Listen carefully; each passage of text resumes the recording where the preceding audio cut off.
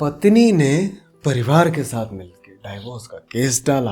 पति लड़ा पर पति ने उसी से हार के आत्महत्या कर ली। ये मुद्दा तुमने सुना होगा अतुल जी का, जिनका स्वर्गवास हो चुका।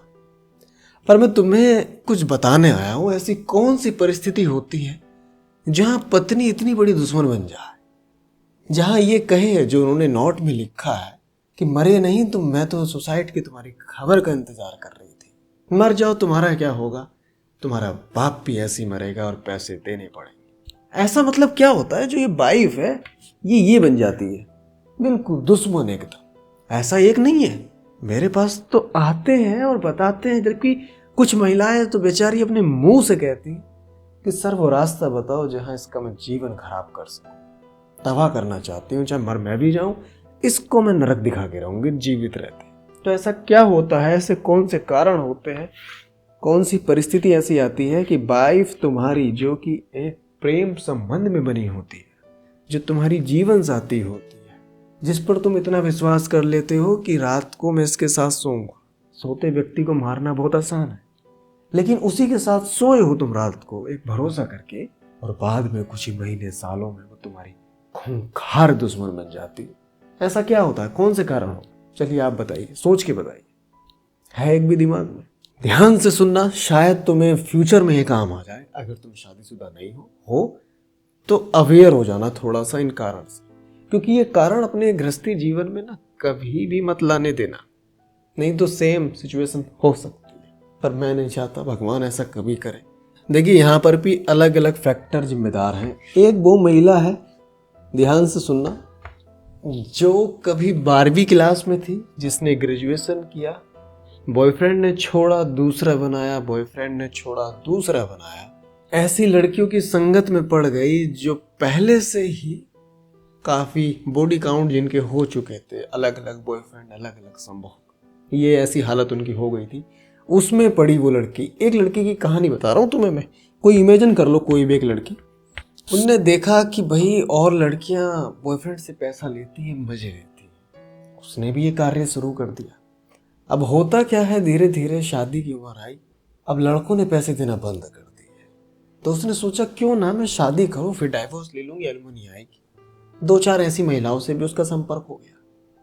तो एक तो वो है जो दुश्मन नहीं बनी है तुम्हारी शादी करके, उसका ये तो कार्य है। भले ये तुम्हें दुश्मनी लगे या तुम्हारे खिलाफ हो, पर ये तो कार्य है कि शादी करी, सही चला तो ठीक है, वरना तलाक लिया। और ये तो किसी का कार्य है। जैसे कि एक मुर्गा काटने वाले का मुर्गी की गर्दन काटता, उसका कार्य है, वो नफरत नहीं करता मुर्गे से। नफरत उसे कहते हैं जब व्यक्ति को कोई लाभ ना हो, लेकिन फिर भी वो तुम्हें मारने पे आए, ये नफरत होती है। तो ये तो कंडीशन अलग रही। लेकिन अगर कोई इतना अच्छा प्रेमी रहा है, तुम्हारा प्रेमिका रही है, बहुत तुम्हारी लव मैरिज हुई है, बहुत अच्छे रिलेशन थे तुम्हारे, पर एक समय के बाद वो इतना नफरत कर रही है तुमसे, मारने को आ रही है, सबसे बड़ा कारण उसका रहता है उसको वो ना मिलना, उसको वो ना मिलना जो वो चाहती है। मैं सच बता रहा हूं तुम्हें, अगर तुम में 100 कमियां हैं ना, तुम्हारी शादी हुई है लेकिन एक अच्छाई है, तो जो सही औरत होगी वो उस अच्छाई पर भी जीवन काट देगी। और ऐसा पहले होता भी था, तभी पहले डाइवोर्स नहीं होते थे। इसका कारण ये नहीं है कि पहले आदमी अच्छे थे, औरतें अच्छी थी, पहले भी सेम परिस्थिति थी। पर था क्या, पहले दोपहर की खटपट घर में रहती थी, शाम को फिर से पति मना लेता था। आज दोपहर की खटपट घर पे नहीं रहती है, सीधा जाती है मैके। मैके से तुम्हें पता है उनका बच्चा है, उन्हें गलत नहीं कह रहा, पर उन्हें दर्द ज्यादा होता है और वो समझ नहीं पाता कि ये तो चलता ही रहता है, पति पत्नी ही तो चलता ही रहेगा। तो सबसे मेन वजह होती है पत्नी को वो ना मिल पाना जो पत्नी चाहती है, चाहे वो कुछ भी हो, कुछ भी A to Z। यहाँ तक कि पति से वो सुख जो पति देता है, अगर वो भी ना मिल पाया तो वो बाहर दूसरे मर्दों पे, हर किसी की बात नहीं कर रहा हूँ, पर बहुत सी औरत बाहर जाएंगी, पति आपत्ति लगाएगा।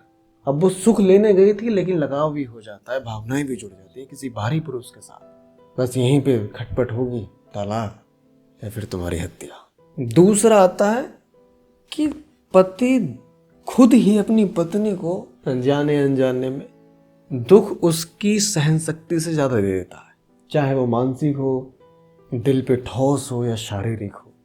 सपोज कीजिए पति शराब पी के पत्नी को मारता है, या पत्नी को मारा जा रहा है सास ससुर और देवर और बहन और पति सब मिलके, ये पति ऐसा है जो कि लोंडी आवाज है, ऐसी कोई भी वजह है जो पत्नी को दुख दे रही है, तो पत्नी बहुत ज्यादा दुश्मन हो जाती है। और तीसरा और एक सबसे मुख्य कारण है जो आज चलन में भी है, वो ये है कि जो पत्नी वो मूर्ख अपने मैके पे भरोसा कर लेती है, वहां से उसे समर्थन मिलता है कि बेटा हम हैं तेरे साथ, तू परेशान मत हो।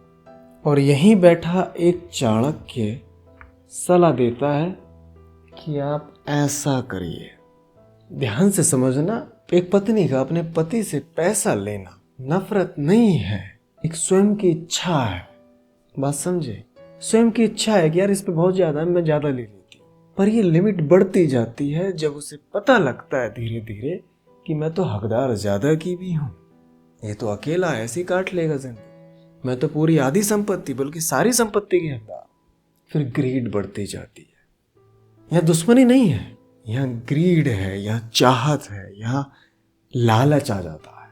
और व्यक्ति जब अपनेपन से अलग होता है तो लालच आता ही आता है। अगर किसी से अपनापन नहीं है तो वहाँ लालच आएगा। जैसे ग्राहक और एक दुकानदार, तुम्हें दुकानदार ने बहुत बार गिनने में गलती करके पैसे ज्यादा दे दिए होंगे, देने थे 300 दे दिए 400, देने थे 2000 दे दिए 3000। तुम उसके पैसे वापस तभी करोगे जब तुम में ईमानदारी होगी कि नहीं ये गलत है, उनसे गलती हुई है, कोई बात नहीं आप रखिए। पर तुम में अगर ईमानदारी नहीं है तो तुम में लालच है। ऐसा हो ही नहीं सकता कि लालच भी ना हो ईमानदारी भी ना हो, एक चीज तो होगी। और अगर तुम में लालच है तो तुम उन पैसों को रख लोगे जबकि वो तुम्हारे नहीं थे। सेम होता है पत्नी के साथ, ईमानदारी खत्म हो जाती है और जिनमें होती है वो सब कुछ त्याग देती है। लालच आ जाता है, ग्रीड बढ़ती जाती है, पति को नंगा कर दिया जाता है, पति का सारा धन ले लिया जाता है। यहां मैं तुम्हें कुछ सलाहें दे रहा हूं, देखो शायद तुम्हें समझ में आ जाए और तुम देखोगे भी यही सत्य है यार, हम देखते हैं दुनियादारी को यही हो रहा है आजकल। या तो भाई झगड़ा करो मत पत्नी से, चाहे तो बुद्धि बांध के प्यार से मन से तन से कैसे उसे घर में रखो।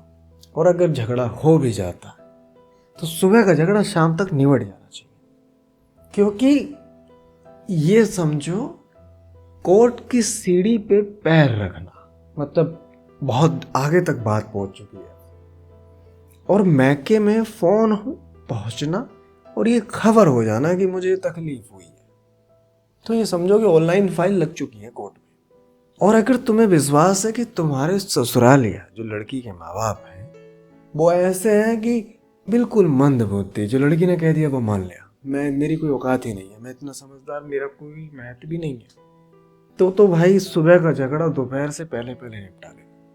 समय ये कुल मिला के आप कैसे भी करके उसे घर में रखिए भाई साहब, कैसे भी करके, क्योंकि ये समाज यही चाहता है और तुम्हें इस समाज में रहना है।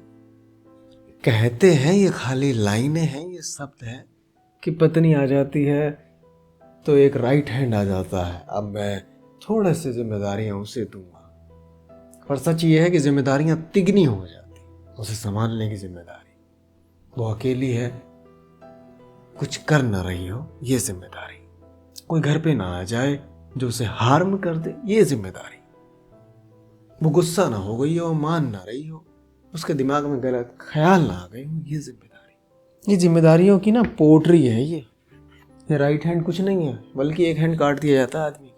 दुश्मन वाली परिस्थिति में ना जाने दे पत्नी को, उसका मन जाने जिससे आपकी शादी हुई है, होने वाली है, ये व्यक्ति कैसा।